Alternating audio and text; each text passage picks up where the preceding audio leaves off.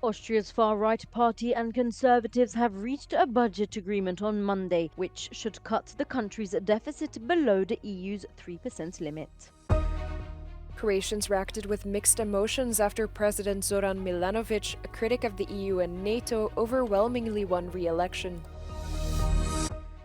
Nearly 30,000 people marched through the streets of Brussels in a show of unity against a proposed pension reform.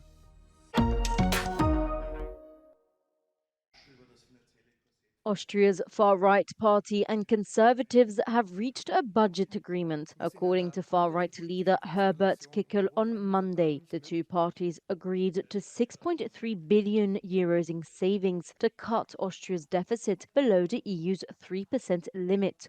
Kickl, whose Freedom Party won Austria's parliamentary election in September, received a mandate to try to form a government with the conservative Austrian People's Party a week ago. The Conservatives had previously attempted to form a government without Kickl, but lengthy talks with two other mainstream parties collapsed. Conservative Austrian leader Karl Nehammer resigned following his failed attempt to put together a new coalition. In the meantime, Foreign Minister Alexander Schallenberg has taken over as interim chancellor. Negotiations to form a new government could take months and aren't guaranteed to succeed. Croatians reacted with mixed emotions after the opposition-backed President Zoran Milanovic, a critic of the European Union and NATO, overwhelmingly won re-election for another 5-year term on Sunday. Milanovic won with 1.1 million votes, almost 4 times the amount won by his challenger Dragan Primorac, who is backed by the ruling Croatian Democratic Union Party. Pa mislim da je već neko dobro rekao, mi smo izgleda birali protiv HDZ-a, nismo birali za Milanovića, ali u svakom slučaju dobro je i ja sam za. Sviđa mi se taj rezultat, mislim da je on dovoljno lud da mu zapravo kontrira i da napravi nešto. Ja mislim, evo jutro sam ga slušao kada je rekao on pruža ruku pomirenja i da se nastavi podzakonski. Ako to bude okej. Ali, a čuj, možda je prenoćio i već je sutra drugo, ne znam. Nije mu povjerovati, ali šta ćeš? Milanovic is sometimes compared to US President-elect Donald Trump because of his combative style of communication with his political contenders. He is a fierce opponent of Croatia's conservative Prime Minister Andrej Plenković and his government. Milanovic regularly accuses Plenković and his conservative HDZ of systemic corruption, while Plenković has labeled Milanovic pro-Russian and a threat to Croatia's international standing. However, Milanovic denies government claims that he is pro-Russian. The incumbent president is against Western military support for Ukraine in the war against Russia. He is also critical of the European Union, accusing it of being non-democratic. Ne vjerujem da će toliko promijeniti vanjsku politiku. On je u velikoj mjeri bio isključen iz doticaja sa drugim političarima u Europskoj uniji ili u svijetu, ali će, mislim, moguće je da bude agresivniji u pogledu provođenja onoga što je u njegovim ustavnim nadležnostima. Despite limited powers, many believe the presidential position is key for the political balance of power in a country mainly governed by the HDZ. Defense ministers from Poland, France, Italy and Germany met in Warsaw on Monday to discuss military aid to Ukraine and security in Europe. The meeting of the NATO defense ministers, together with the Deputy Defense Minister of the UK, comes as Poland begins its rotating presidency of the EU. I nie ma sprawy ważniejszej niż wydatki na bezpieczeństwo, organizacja i 3 podstawowe filary silnej Europy.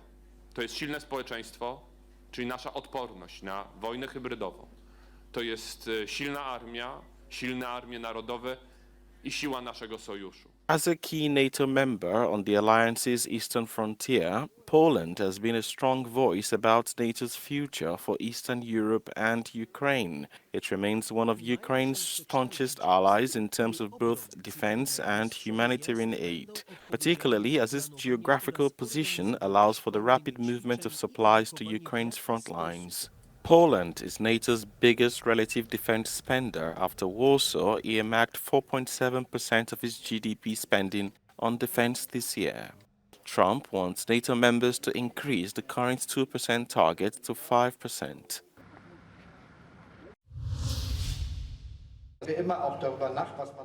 Speaking at his first stop of his election campaign tour in Bielefeld, German Chancellor Olaf Scholz pushed back on a demand made by US President-elect Donald Trump last week, who had asked NATO's European members to more than double their defense spending. Trump requested for an increase to 5%, which Scholz said would be too costly. He said that 5% would be over 200 billion euros per year and noted that the federal budget is not even 500 billion euros. Scholz concluded that he would adhere to the current NATO target of at least 2%. The Social Democrat leader kicked off his election campaign in Bielefeld and is planning more than 30 public talks between now and the day of the election. Germany's election campaign is now in full swing. The Christian Democrat Union and its leader Friedrich Merz are currently leading the polls with 30%. They are followed by the far-right AfD party with Alice Weidel as its candidate, polling at 20%. Olaf Scholz and his Social Democrats came in around 14 to 17% in the polls.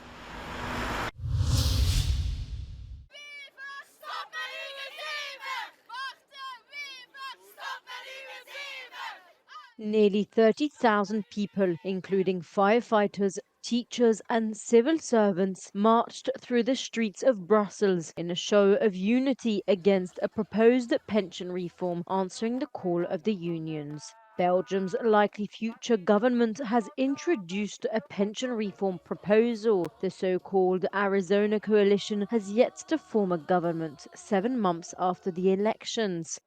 This potential reform could affect special retirement schemes, which currently allow railway workers, police officers and military personnel to retire earlier. Pour ce qui concerne les fonctionnaires, les travailleurs de la fonction publique, il y a des régimes qu'on appelle des régimes préférentiels qui risquent de disparaître et donc il faudra travailler beaucoup plus longtemps pour avoir les mêmes droits. On constate également que une des avancées importantes du dernier gouvernement, une amélioration de la pension minimum, tant pour l'accès à la pension minimum que le montant, tout cela est remis en cause et donc les travailleuses principalement risquent de perdre beaucoup si les mesures passent. The legal retirement age in Belgium went from 65 to 66 on January the 1st and will rise to 67 by 2030. With an aging population, pensions are placing an increasing burden on the state's budget, costing 63 billion euros annually. The Arizona coalition aims to save 3 billion euros. Il y a beaucoup de manières d'économiser, de faire rentrer de l'argent dans les caisses et pas toujours de venir chercher chez les mêmes, à savoir dans le monde du travail. Je rappelle qu'au 1er janvier 2025, en Belgique, l'âge de la retraite est passé de 65 à 66 ans, qu'il faut 45 ans de carrière aujourd'hui pour partir à une retraite complète et que ça commence à devenir vraiment difficile d'aller encore au-delà. Public transport, including air and rail, was heavily disrupted by the general strike, with 2/3 of trains connecting major cities halted. At Charleroi Airport, flights were grounded starting Monday at noon. Meanwhile, Brussels Airport anticipated that nearly 40% of flights would be cancelled. Since 2018, Belgian laws require a minimum transportation service during strikes.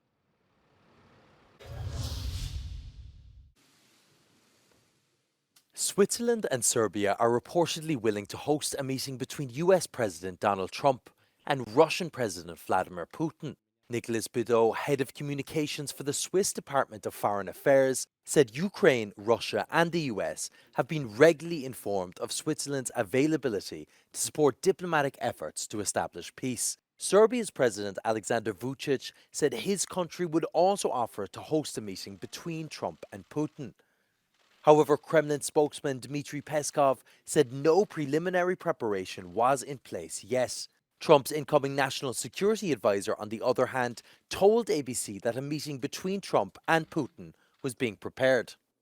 Well, we haven't set the exact framework for it yet. We're working on that. But I do expect a call for at least in the coming days and weeks. An outstanding warrant for Putin from the International Criminal Court would be an obstacle to the potential meeting. Switzerland or Serbia would be legally obliged to arrest Putin. However, the Swiss Federal Council reportedly has the authority to grant exceptions in situations involving peace negotiations. Trump, who has criticised US aid for Ukraine's war effort and publicly commented at the US potentially reconsidering NATO membership, has sparked concern amongst allies and security experts. The US president-elect has vowed to bring Kyiv and Moscow to the negotiating table, at one point claiming he could end the war within a day.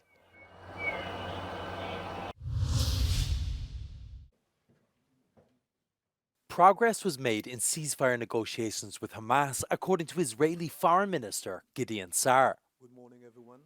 Mediators reportedly presented Israel and Hamas with a final draft of a deal which they hope will end the ongoing war between the two in Gaza. Progress was made. We see some progress in the negotiations. Israel wants a hostage deal. Israel is working with our American friends in order to achieve a hostage deal. And soon we will know whether the other side wants the same thing. A Hamas official said a number of contentious issues still needed to be resolved, including Israel's commitment to ending the war and details about the withdrawal of Israeli troops and the hostage prisoner exchange.